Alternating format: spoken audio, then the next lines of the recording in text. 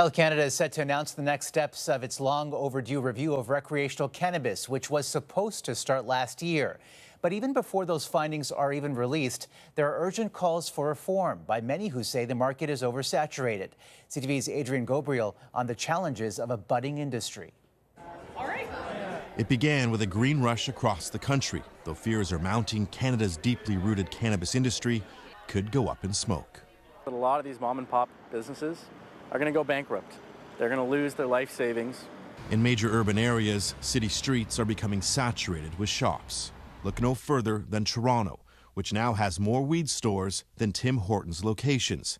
Turning a profit is even more challenging when you're competing with an illegal market that continues to operate without paying taxes. The playing field is, nowhere near level. A report commissioned by the Cannabis Council of Canada notes that in Ontario, each gram of weed is taxed more than 27% collectively by the provincial and federal governments. An additional markup of nearly 19% is then applied by the Ontario government. That's all before a product arrives on the market for sale.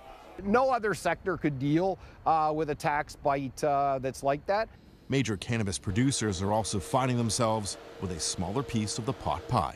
Shares in Canopy Growth, the cannabis giant, coming under pressure. In 2019, Canopy Growth stock hit nearly $70. Today it's dropped to about $4 a share. The company declined a request for an interview, but their former CEO did sit down with CTV National News. Their actual sales number, dollars of cannabis sold, has been declining while the market is growing. So they're actually selling less total revenue. Many licensed cannabis producers are calling on an easing of government restrictions on marketing and advertising so they can compete with the black market. Our main focus is legal-age consumers. Canada's black market is extremely sophisticated. Nima Derek works for an online directory that connects consumers with unlicensed products. He believes all levels of government need to change course and give everyone a seat at the table, including those operating outside of the legal framework. As a whole, it's a $6 billion market, and we're neglecting half of the market. It's time to bring that money in and start contributing to Canadian society.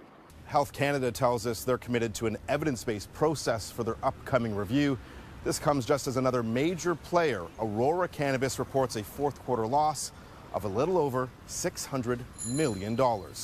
Adrian Gabriel, CTV News, Toronto.